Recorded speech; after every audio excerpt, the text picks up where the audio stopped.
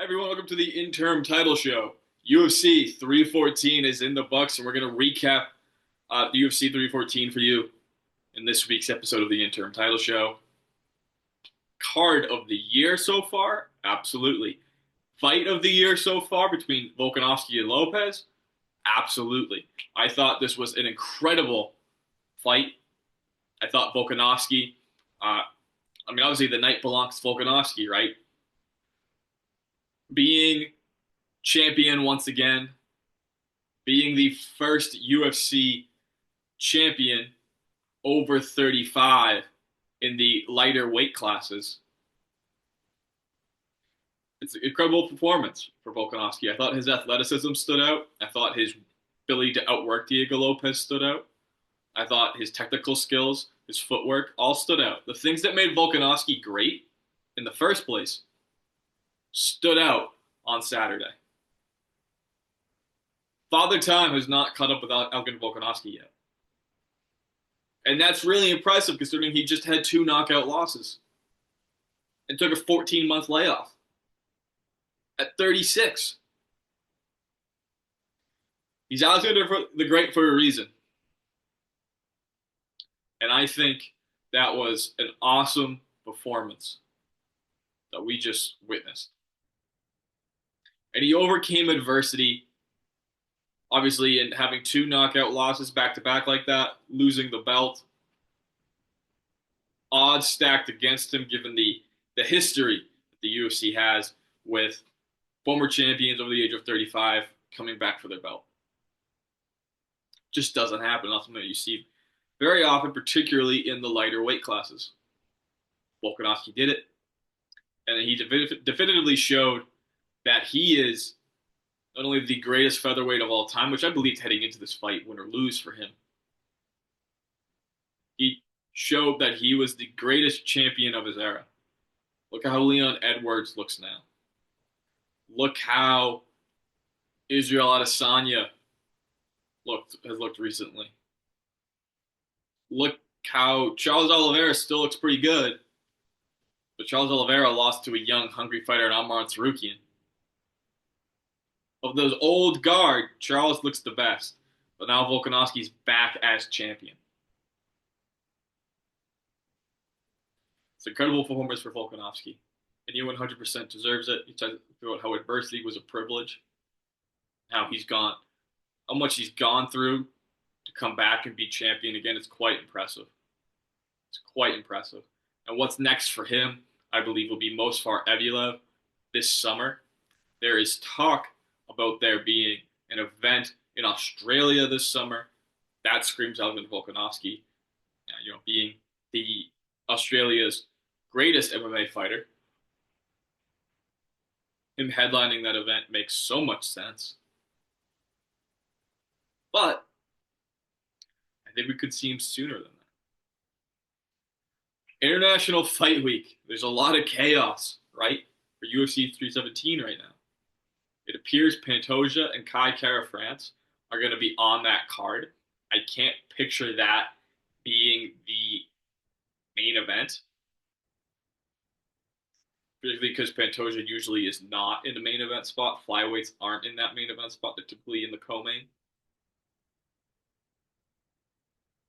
I believe Tom Aspinall and John Jones for UFC 317. That seemed like the target for so long. John Jones is playing mind games. John Jones gamesmanship. John Jones is being John Jones. He's a bit annoying sometimes.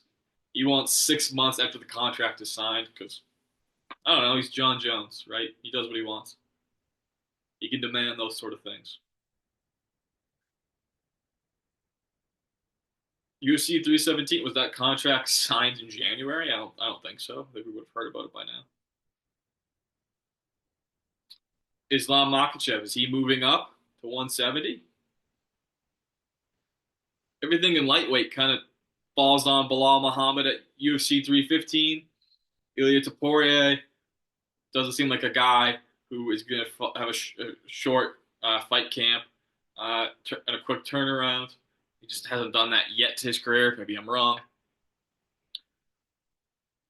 Is Charles going to fight someone for an interim belt? I mean, I don't know.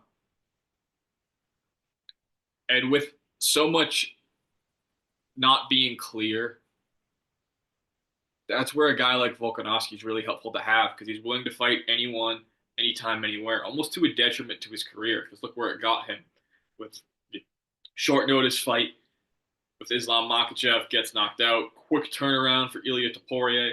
He's a company man. He's going to do what's best for the UFC, and he's willing to fight anyone, anytime, anywhere. He is a BMF. Max Holloway's the BMF champion. Volkanovski's beaten the BMF champion 3 times. Volkanovski is an incredible fighter. I think we could see him and Evelev face off for International Fight Week. He's headlined that before. Volkanovski's a big enough star, big enough name to do it. I think that's a real possibility. And we're going to move on a little bit here with Diego Lopes. I didn't love Diego Lopes's game plan for this fight. He just strictly went with boxing. He is probably the best submission artist in the division and didn't really have any submission attempts, didn't really try to grapple at all with Volkanovski. Volkanovski is a great grappler, so I don't necessarily blame Diego for that. He didn't really, beyond boxing, he didn't really do much. He didn't throw elbows. He didn't throw kicks. He didn't try to soften the legs with calf kicks. He just went for the big knockout punch. And he had moments in this fight where it looked like that would work. And for 5 rounds, Diego Lopes constantly pressured Octagon Volkanovski. He dropped him at the end of round 2. He hurt him badly at the end of round 4, had him running around a little bit. He obviously he cut Volkanovski. Volkanovski looked like he was in a car crash. Because Diego Lopes takes a little bit out of you if he's not going to beat you. There's a lot of power there. The only loss in his career is to Evelev on short notice. Days notice for his UFC debut. That's a fight that I think we'd all want to see again, right? So if Evelev beats Volkanovski, which is a possibility, Diego Lopes, with a win in his next fight, could get that title shot again. What's Diego's next fight? I think we already know that it's Yair Rodriguez. Yair Rodriguez called for the title shot in September at UFC's event in Mexico. I don't think he's going to get it. Right? He's 1-2 in his last 3. He lost Volkanovski, got knocked out, submission loss to Brian Ortega. And he comes back and gets a unanimous decision victory against Padrico Pitbull. And yeah, that unanimous decision victory was really impressive. But he didn't finish him. Pitbull's, 37, 38? I just don't think it was enough to warrant a title shot. And that beef between him and Diego Lopes seems very real. So it makes sense for those two to fight. Makes a lot of sense for those two to fight. I think it makes more sense for those two to fight now than it did originally.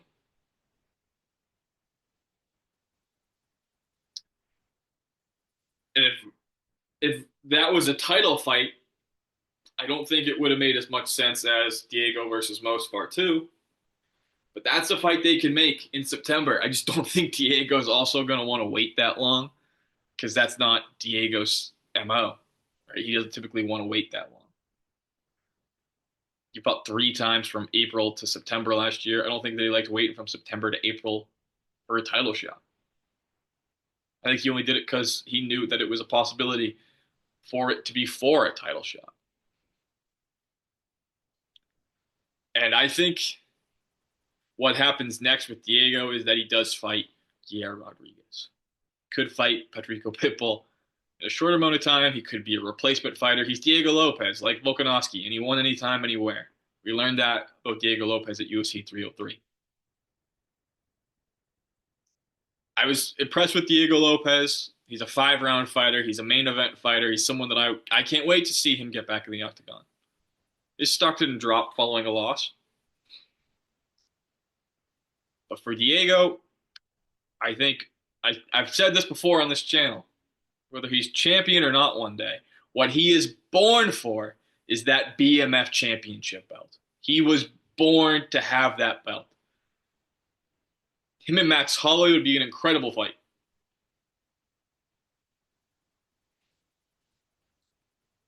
And we'll see if that fight ever takes place. Obviously, Max and Dustin seems like that's going to happen, and there's a chance Dustin retires with that BMF belt.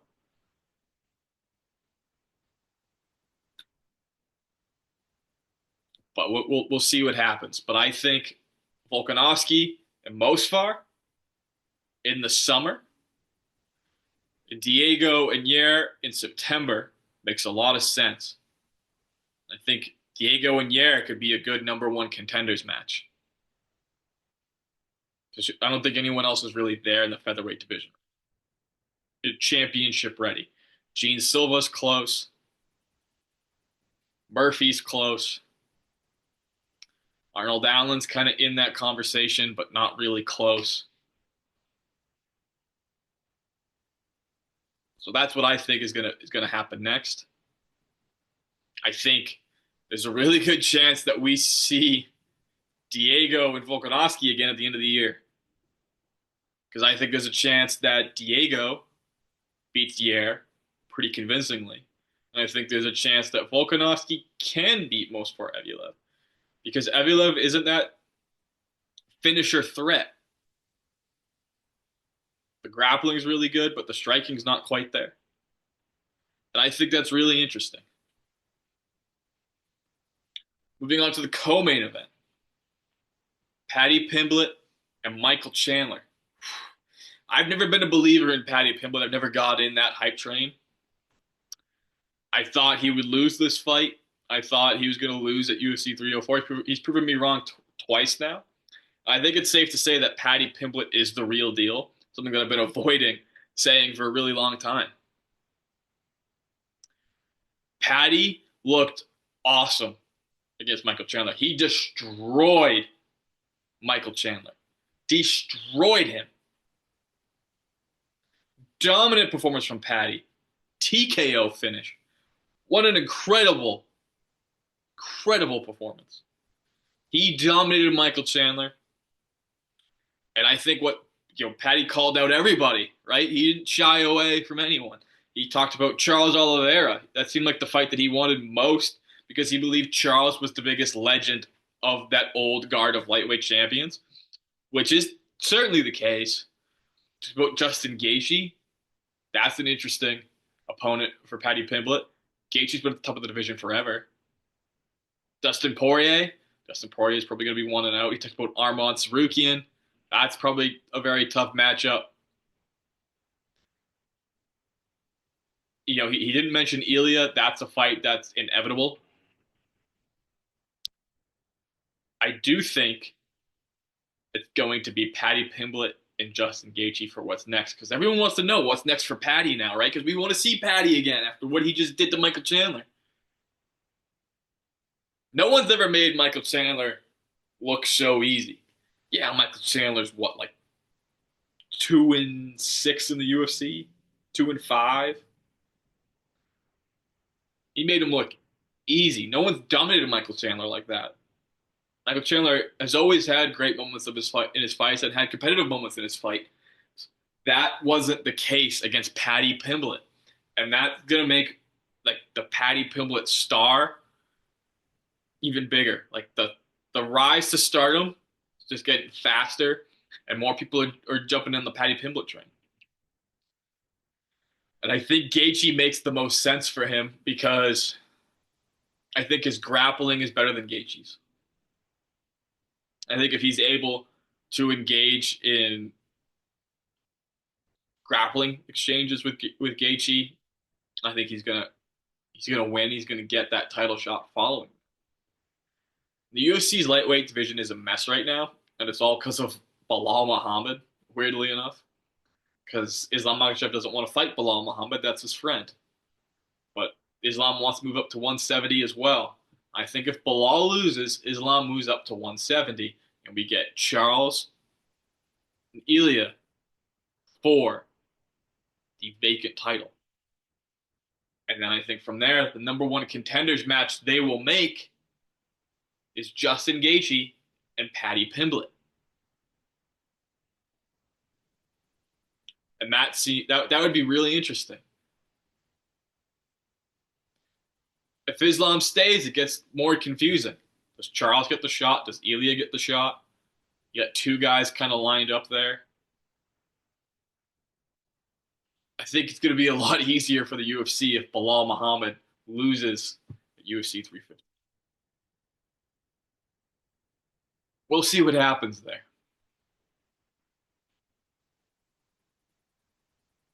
But I think at the moment, I think Gaethje is the fight for Paddy Pimblett.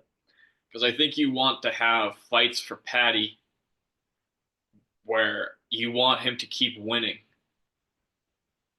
on paper, right? You want to protect a guy that has star qualities and star power and to be that next generation in the lightweight division.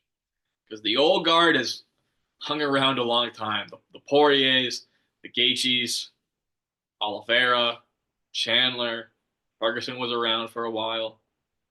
Those guys have hung in there a really long time. Dan Hooker will include as well. Those guys have been around forever. They're not going to be around much longer. I think of those old guard names, of those big name fighters, I think Gaethje is someone who can get Paddy Pimblett a title shot, grow Paddy Pimblett's star power. And I never would have thought I would have said this, but I think Paddy Pimblett could beat Justin Gaethje. Something I never thought I would have said in my life a week ago.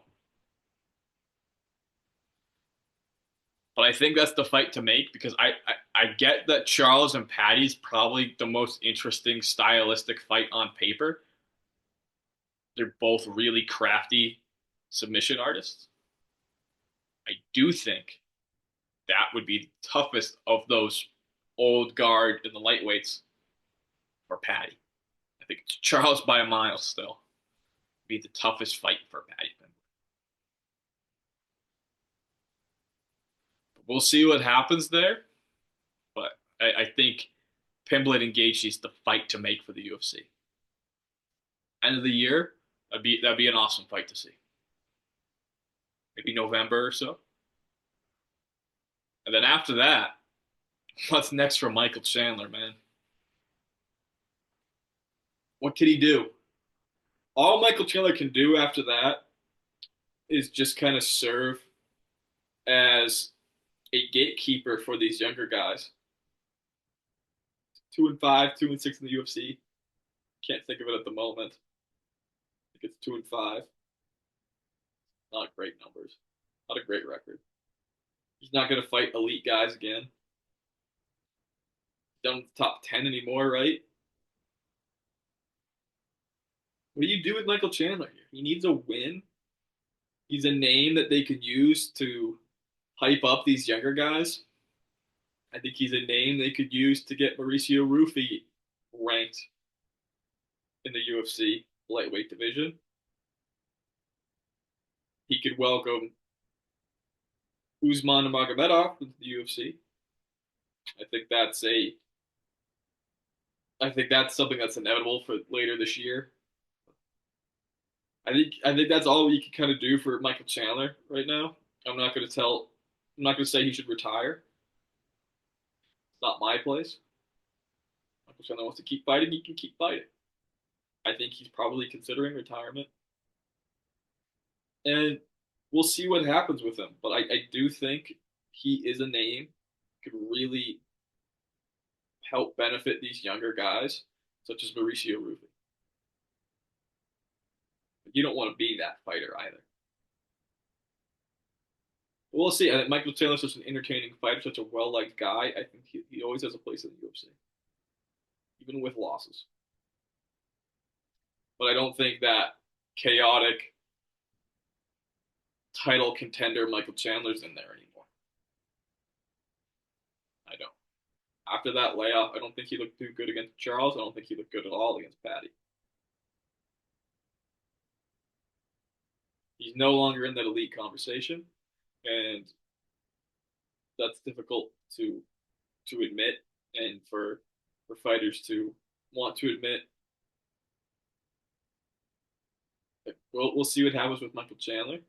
I don't know if we're going to see him for quite some time now, but we'll see. He's 38 years old. He typically likes to be active. I don't think that Connor fight's never going to happen. So we'll see. We'll see what happens. But that was a devastating career-ending beating for Michael Chandler and a huge moment for Paddy Pimblett. Moving on, we're going to talk about Yair Rodriguez and Puerto Rico Pitbull. Told you so. I didn't get a lot of my predictions right, but I did get that one right. I did think Yair Rodriguez was just too big, too long, too fast for Puerto Rico Pitbull, and that was the case. And Yair and Diego is inevitable now. Yair called for the title shot in September. He's not going to get it. 1-2 in his last 3. He's not going to get it. It's him and Diego. That explosion at the press conference between those two sells that fight. It's going to happen in September in Mexico. It's going to be a huge deal, a huge fight. That's awesome. That's an awesome fight. And they can make that a number 1 contenders match, and Yair can be close to that title shot again. But I think that's the fight to make. And for Puerto Rico Pitbull, I don't know what they can really do with him now. I still think they brought in a legend, but they did it too late. And what could he do next? Like maybe Arnold Allen, right? Keep among those top guys. Jean Silva. I don't think you want him to potentially lose 2 in a row, but Pitbull and Silva would be pretty interesting. You could use Pitbull as a guy to build up these younger guys. I don't think you want to do that just yet to him. He just got here. But we'll see what happens. I mean, Pedrico Pitbull is still a big name and a well-respected mixed martial artist, and will still get good quality fights. But I don't know. He's going to be kind of like a Michael Chandler situation where he kind of got here too late. And yet, yeah, for Yair, I think he obviously deserves to be in a title picture, but I don't think he deserves a title shot just yet. And him and Diego Lopes is a perfect number 1 contenders match for the winner of Volkanovski and Evloev. Perfect matchup. And yeah, Rodriguez didn't do enough to get a title shot based off a dominant decision victory. Just wasn't enough. And I don't have much to say about that fight because it was kind of lopsided. But I think it's pretty clear what's next to do for the winner of that fight, Yair Rodriguez. And for Pitbull, I don't think it's as clear. But again, Arnold Allen, that's a good fight for him. You want him to still fight guys in that top 5, top or so range, top 6 or 7 maybe, to kind of get closer and hang in that title picture. You don't want him fighting like a Jean Silva just yet, because if he loses, he's never really going to come back up from that. We'll see what happens with Pedrico Pitbull's future, but I think that's probably the guy whose future is most uncertain at this time. And then moving on to the people's main event, the craziest build-up to a fight I've ever seen. Quite some time. Jean Silva and Bryce Mitchell. And Jean Silva destroyed Bryce Mitchell. And that was a hell of a performance from Jean Silva. And getting into this fight, it seemed like your typical striker versus grappler matchup, where if it's on the feet, you favor Jean Silva. If it's on the ground, you favor Bryce Mitchell. Jean Silva showed that he can grapple, because we haven't seen Jean Silva really grapple too much in the UFC to this point. He submitted one of the craftier submission artist and one of the best grapplers in the division in Bryce Mitchell, and he made it look easy. There were 3 submission attempts in the round and a half they fought. And he was beating him on the feet, and he wore out Bryce Mitchell. He made Bryce Mitchell tired. He rocked Bryce Mitchell. He dropped Bryce Mitchell. Jean Silva dominated that fight. And the fighting nerds are for real. That is the third of the fighting nerds ranked in their respective divisions. We're just waiting on Mauricio Rufy now. His next fight, he's getting a ranked fight opportunity, and you favor him to win. You'd have to, following having the knockout of the year to this point, and it's probably going to be the knockout of the year because it's one of the greatest knockouts we've ever seen. But for Jean Silva to be able to do that to Bryce Mitchell, he looks like he could be a future champion. Jean Silva's a guy you want to see get back in that octagon. And what performance for him? He's going to be ranked in the featherweight division now. He's going to be looking to get into the top 10 and the top 5. He's kind of in that similar Paddy Pimblett range where he's going to get fast track opportunity to a title shot. Who it could be, maybe he gets Arnold Allen, maybe he gets Pedrico Pitbull. I don't know. Maybe he gets Murphy. I don't know what's necessarily next for Jean Silva, but he's going to get a decent name and someone that he can continue to build a quick opportunity to be in the top 5 of that division and to get a title shot. He has star qualities. He has star power. He's very similar to Paddy Pimblett in that regard, where he is a guy that the UFC is going to want to fast track. He was very comfortable in that fight. He showed a lot of personality in the build-up to the fight. Showed a lot of personality during and after the fight.